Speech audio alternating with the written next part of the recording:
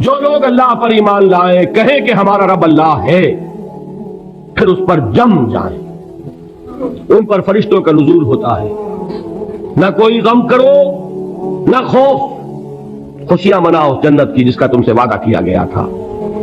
اللہ کی ربوبیت پر اطمینان جب انسان کو ہو جاتا ہے، میرا رب اللہ ہے، ربی اللہ، انسان کے لیے نہ کوئی کھٹکا، نہ کوئی خطرہ، نہ کوئی خوف، نہ کوئی حزن۔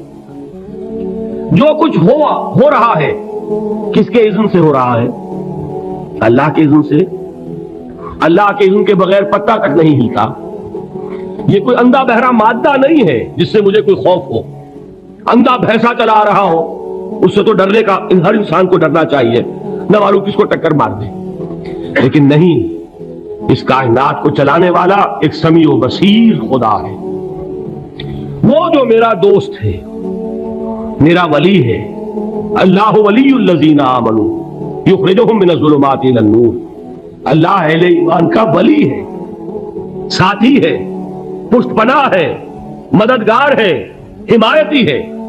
بتائیے جسے یقین ہو جائے کہ اللہ میرا مددگار، اللہ میرا محافظ، اللہ میرا پشت پناہ، اللہ میرا حمایتی، اس کے لیے کوئی خوف ہوگا؟ اسے کوئی ڈر ہوگا؟ میں مثال دیا کرتا ہوں ایک بہت سادہ پنجاب کے دیہات کی۔ وہ بڑا چودھری ہے اور کوئی غریب کسان ہے۔ اس غریب کسان کے جانوروں کو ہر وقت اندیشہ ہوگا چوری کا، کوئی میری بھینس کھول کر نہ لے جائے، کوئی میرا بیل کھول کر نہ لے جائے۔ لیکن جس کے بارے میں یہ سب کو معلوم ہو کہ وہ جو بڑا چودھری ہے وہ اس کا دوست ہے، اس کی بچیا کو کوئی خوف ہوگا؟ اس کی بھینس پر کوئی ہاتھ ڈالے گا؟ اسے کوئی اندیشہ ہوگا؟ نہیں۔ کیوں؟ کہ وہ بڑا چودھری، بڑا اس کا یہاں کا سردار، جاگیردار، سب کو معلوم ہے وہ میرا دوست ہے، کوئی میرے خلاف اقدام نہیں کر سکتا۔ اس دنیا میں یہ چھوٹی سی بات اگر آپ کے دلی اطمینان اور سکون کا باعث بن سکتی ہے تو ذرا تصور کیجئے۔ میں لفظ تصور استعمال کروں گا صرف اس لیے کہ اس کا ہم جس کو کہتے ہیں ادراک اور شعور کر نہیں سکتے، اگر کے ساتھ کر سکتے۔ اگر یقین ہو کہ اللہ میرا مددگار اور یقین ہو کہ اللہ ہر آن میرے ساتھ ہے، پھر کوئی خوف؟ کس کا خوف؟ کوئی شے اللہ سے بالا تر ہے؟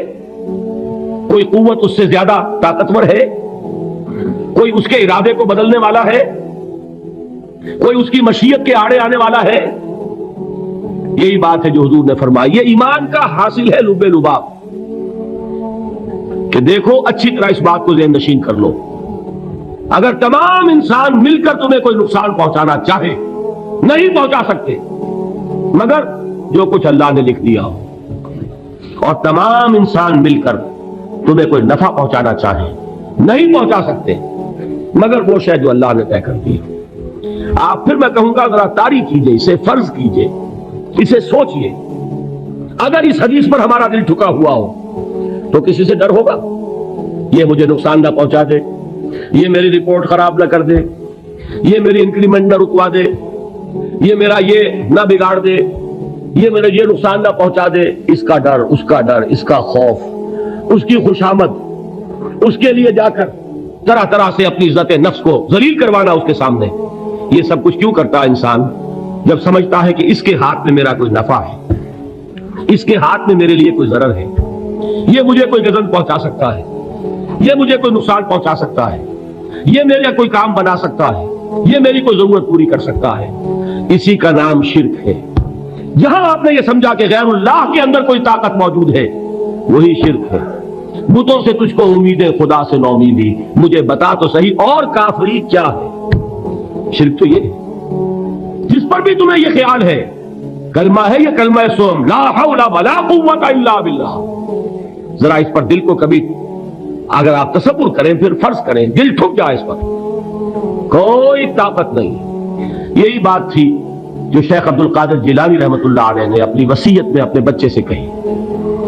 11ویں دینے والے ہیں لیکن حضرت شیخ عبد القادر جیلانی کی وصیت اور تعلیمات کو کتنے لوگ ہیں جانتے ہو؟ یہ جن مقامات تک پہنچے ہیں وہ کس چیز کی بدولت پہنچے؟ انہوں نے جو پیغام دیا وہ کیا تھا؟ اے میرے بچے، جس طریقے سے قرآن مجید میں حضرت لقمان کی نصیحتیں جو ہے نقل کر دی گئی ہیں، میں یہ عرض کروں گا بالفرض اگر قرآن حضرت عبد القادر جیلانی کے بعد نازل ہوا ہوتا تو شیخ عبد القادر کی یہ نصیحتیں بھی قرآن میں درج ہوتی. اتنی اونچی نصیحتیں ہیں. اے میرے بچے اس حقیقت کو ذہن نشین کر لے, لا فاعل فی الحقیقت ولا مؤثر الا اللہ. اس کائنات میں نہ کوئی فاعل حقیقی ہے نہ مؤثر حقیقی ہے سوائے اللہ کے. کسی شے میں کوئی تاثیر نہیں اگر اللہ نہ چاہے. آگ جلا نہیں سکتی اگر اللہ نہ چاہے. پانی ڈبو نہیں سکتا اگر اللہ نہ چاہے. زہر ہلاک نہیں کر سکتا اگر اللہ نہ چاہے. کوئی چیز فائدہ نہیں پہنچا سکتی اگر اللہ نہ چاہے. تو در در پہ کیوں سر جھکاتے ہو؟ در در پر کیوں جبیں سائی کرتے ہو؟ سب کے سامنے کیوں ہاتھ پھیلاتے ہو؟ ایک اللہ سے مانگو, ایک اللہ کے سامنے زمین پر اپنی جبین رکھو. لا فاعل فی الحقیقت ولا مؤثر الا اللہ. نظر آتا ہے ہمیں کہ پانی پیاس بجھا دیتا ہے. پیاس بجھانے کی صلاحیت پانی میں نہیں ہے, اللہ کے اذن سے. کھانا بھوک مٹا دیتا ہے, بھوک مٹانے کی صلاحیت کھانے میں نہیں ہے, اذن رب میں. دیکھیے یہی یقین تھا. حضرت موسیٰ علیہ السلام کا واقعہ یاد کیجئے. سامنے سمندر آ گیا ہے, قوم دیکھتی ہے پیچھے کہ گرد و غبار کا طوفان ہے. معلوم ہوا کہ فرعون اپنے لشکر سمیت آ گیا ہے. لشکر جب چلتا تھا تیز رفتاری کے ساتھ تو گرد و غبار کا جو طوفان اٹھتا تھا اس کا تصور کیجیے, اور لمحہ بلمحہ وہ قریب آ رہا ہے. پوری قوم نے کیا کہا؟ اے موسیٰ انا لمدرکون, اے موسیٰ ہم کو پکڑے گئے. قرآن مجید میں تو یہاں وہ باتیں نہیں لکھی ہے, لیکن تورات میں یہ درج ہے کہ بنی اسرائیل جھگڑنے لگے, دست و گریبان ہو گئے موسیٰ کے ساتھ. موسیٰ نے یہاں مروایا لا کر, اس سے تو ہم ہی بہتر تھے. وہاں کھانے کو ملتا تھا, زندگی تو تھی, بیگار ہم کر رہے تھے, موت تو نہیں تھی. اب جو کچھ ہوگا اس کا تصور کرو, جس طریقے سے ہمارے ٹکڑے اڑائے جائیں گے. تو لڑ رہے ہیں حضرت موسیٰ علیہ السلام سے. یہ تورات کی تفصیل ہے. قرآن میں صرف اتنا آیا ہے, پریشان ہو کر انہوں نے کہا انا لمدرکون, موسیٰ ہم تو پکڑے گئے. اس وقت موسیٰ کا جواب کیا ہے؟ کلا ان معی ربی سیہدین. نہیں, میرے ساتھ میرا رب ہے, وہ راستہ دے گا. بتائیے کہاں راستہ نظر آ رہا ہے؟ یہ ہے ایمان بالغیب. راستہ نظر نہ آئے تب اللہ پر یقین ایمان ہے. جیب میں پیسے ہوں اور تب دل کو اطمینان ہے تو ایمان کس پر ہوا؟ پیسے پر, اللہ پر نہیں. جب وسائل و ذرائع نہ ہو اور پھر یقین ہو کہ اللہ مسبب الاسباب ہے, وہ اسباب کا پابند نہیں ہے, وہ اسباب کا محتاج نہیں ہے, اسباب اس کے محتاج ہے. اگر یہ یقین ہے تو اللہ پر ایمان ہے. یہ نہیں ہے تو تمہارا ایمان اسباب پر ہے, وسائل پر ہے, ذرائع پر ہے, مادیات پر ہے, اللہ پر نہیں. اس وقت کہاں راستہ تھا؟ کوئی راستہ تھا؟ سمندر ہے اور ادھر سے لشکر آ گیا ہے. کلا ان معی ربی سیہدین. اب دیکھیے ایمان کہہ دینا آسان ہے, ہوا معکم اینما کنتم, جہاں کہیں بھی تم ہوتے ہو اللہ تمہارے ساتھ ہوتا ہے. لیکن اس کا یقین قائم ہو جائے تو زمین و آسمان کا فرق واقع ہو جائے. یہی بات ہوئی حضور کے ساتھ. غار ہے, چھپے ہوئے ہیں محمد رسول اللہ اور آپ کے وہ یار غار ابو بکر صدیق رضی اللہ تعالی عنہ. اقبال نے حضرت ابو بکر کی شان میں چند اشعار کہیں صرف, لیکن واقعہ یہ ہے کہ بھاری بھاری نظموں پر اور قصیدوں پر بھاری ہے. طویل ترین نظمیں اور قصیدے ہوں ان پر بھاری ہے. ہمتیں ابو بکر کی ہمت جو ہے, کشت ملت را جو ابر, جیسے بارش سے کھیتی اپجتی ہے, ابو بکر کی ہمت اور عظیمت اس امت کو اسی طرح سینچنے والی ہے. ثانیے اسلام و غار و بدر و قبر, وہ دوسرے تھے اسلام میں, دوسرے. پہلے کون تھے؟ انا اول المومنین, حضور فرماتے ہیں سب سے پہلا ایمان لانے والا میں. دوسرے ابو بکر. ویسے ہمارے ہاں یہ چلتا ہے اختلاف, حضرت علی پہلے ہیں کہ حضرت ابو بکر پہلے ہیں, لیکن اس میں بڑی خوبصورت تطبیق قائم کی ہے علماء نے اور بہت صحیح ہے. چار کے بارے میں فیصلہ ہی مت کرو کہ کون پہلے. ان کی ایک عجیب تقسیم کر دی ہے. آزاد مردوں میں, بالغ مردوں میں سب سے پہلے ابو بکر, بچوں میں سب سے پہلے علی, خواتین میں سب سے پہلے خدیجہ، اور غلاموں میں سب سے پہلے زید ابن حارثہ۔ بڑی پیاری تقسیم ہے، یہ چاروں ہی پہلے ہیں، ہر ایک کے لیے اولیت ہے۔ اور واقعہ یہ ہے کہ اگر زمانی اعتبار سے تعین ہوگا تو پہلے خدیجۃ الکبریٰ آئیں گی رضی اللہ تعالی عنہ۔ کسی اور سے بات کرنے کی نوبت بعد میں آ سکتی ہے، پہلے تو اہلیہ محترمہ سے بات ہوئی ہے، آتے ہی پہلی وحی ہوئی ہے، ابھی تبلیغ کا حکم نہیں تھا۔ کس کو بتایا واقعہ؟ ابھی اپنی نبوت کی تبلیغ کا تو حکم ہی نہیں آیا۔ واقعہ کس کا ہے؟ وہ خدیجہ کا ہے۔ جب کہا ہے کہ خشیت علی نفسی، مجھے اپنی جان کا اندیشہ ہے، تو کیا جواب دیا خدیجہ نے رضی اللہ تعالی عنہا؟ وہ صدیقۃ الکبریٰ ہے۔ صدیقات جو ہے خواتین، ان میں چوٹی پر خدیجۃ الکبریٰ ہے رضی اللہ تعالی عنہا، اور صدیق جو مرد ہیں ان میں صدیق اکبر ہے ابو بکر صدیق رضی اللہ تعالی عنہ، لیکن صدیقات میں چوٹی پر۔ جب حضور نے فرمایا خشیت علی نفسی، کیا فرمایا؟ کیا عرض کیا؟ کیسے تسلی دی؟ نہیں، اللہ آپ کو ضائع نہیں کرے گا، آپ غریبوں کے ہمدرد ہیں، آپ مساکین کے تکالیف رفع کرنے والے ہیں، آپ بیواؤں کی سرپرستی کرتے ہیں، آپ مسافروں کی خدمت کرتے ہیں، اللہ آپ کو ضائع نہیں کرے گا۔ یہ یقین ہے اس خاتون کے اندر۔ خیر وہ ایک علیحدہ بات ہو جائے گی۔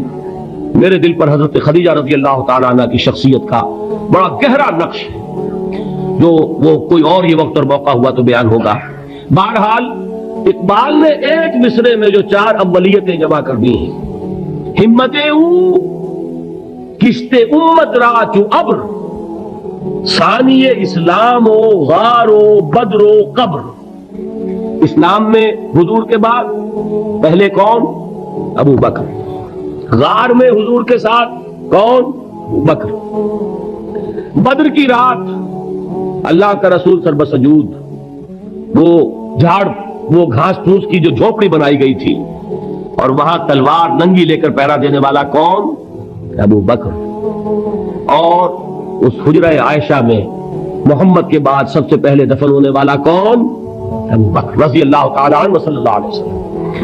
وہ جو معاملہ میں سنا رہا تھا غار ثور کا، حضرت ابو بکر بھی حضور کے خیال سے لرز گئے ہیں۔ آپ کو یاد ہوگا کہ جا کر پہلے تمام جتنے سوراخ تھے انہیں بند کیا ہے، ایک سوراخ رہ گیا تھا جس کو بند کرنے کے لیے کوئی کپڑا نہیں تھا، وہاں اپنی ایڑی رکھی ہے، تب کہا ہے حضور سے تشریف لائیے، اور اپنے زانو پر حضور کو لٹایا ہے، اور وہاں کسی موذی جانور نے کاٹا ہے، حضور کی آنکھ لگ گئی تھی، اس وقت اس بل کے اندر جو بھی بچھو ہے کیا ہے واللہ عالم، اس نے کاٹا ہے، اس کی تکلیف کی وجہ سے ابو بکر کی آنکھوں سے آنسو ٹپک گئے، حضور کے چہرے مبارک پر پڑے ہیں، تو حضور جاگے ہیں، معاملہ کیا ہے؟ یہ نہیں ہٹائی وہاں سے، مبادا وہ جانور وہاں سے نکل کر محمد الرسول اللہ کو کوئی گردن پہنچا دے، ابو بکر کی ایڑی ہے، جس طرح چاہے کھا لے، ختم کر دے، جان نکل جائے تب کوئی آنچ آئے، محمد پر تو آئے، لیکن جیتے جی نہیں۔ وہ ہے ابو بکر۔ حضور کے خیال سے اس وقت حضور نے پھر اپنا لعاب دہن لگایا ہے، اور اس سے پھر آپ کی تکلیف ختم ہوئی ہے۔ جیسے خیبر میں حضرت علی کی آنکھ دکھ رہی تھی، اس کو جو شفا حاصل ہوئی ہے وہ بھی حضور کے لعاب دہن سے ہوئی۔ تو بہرحال اس وقت انہوں نے کہا ہے کہ اے نبی یا رسول اللہ، اگر اس وقت ان میں سے کسی نے غیر ارادی طور پر بھی اپنے قدموں کی طرف جھانک کیا تو پکڑے جائیں گے۔ کیا جواب تھا اللہ کے رسول کا؟ لا تحزن ان اللہ معنا، اللہ ہمارے ساتھ ہے، کیوں گھبراتے ہو ابو بکر؟ یہ ہے ایمان باللہ، میرا مالک اللہ، میرا رازق اللہ، میرا محافظ اللہ، میرا مددگار اللہ، میرا پشت پناہ اللہ، میرا دوست اللہ۔ یہ دوستی ہے اللہ کی جو لب لباب ہے، حاصل ہے ایمان کا، اسی کا نام ولایت ہے۔ اولیاء اللہ کے سروں پر سینگ نہیں ہوتے، جس کے دل میں ایمان راسخ ہو چکا ہو وہی اللہ کا ولی ہے، جسے اللہ پر یقین ہو چکا ہے وہی اللہ کا ولی ہے، جسے یقین ہے اللہ میرے ساتھ ہے، میرا مددگار، میرا پشت پناہ، میرا ساتھی، میرا دوست، میرا محبوب، میرا محب۔ اللہ اہل ایمان سے محبت کرتا ہے۔ واللہ یحب الصادقین، ان اللہ یحب الذین یقاتلون فی سبیلہ صفا کانہم بنیان مرصوص۔ اللہ محبت کرنے والا، اہل ایمان محبوب، اور اہل ایمان محبت کرنے والے اللہ محبوب۔ والذین آمنوا اشد حبا للہ۔ آپ تصور کیجئے جسے یہ رشتہ ایمان یا رشتہ ولایت حاصل ہو جائے الا ان اولیاء اللہ لا خوف علیہم ولا هم یحزنون، آگاہ ہو جاؤ، اللہ کے دوستوں کے لیے نہ کوئی خوف ہے نہ کوئی حزن ہے۔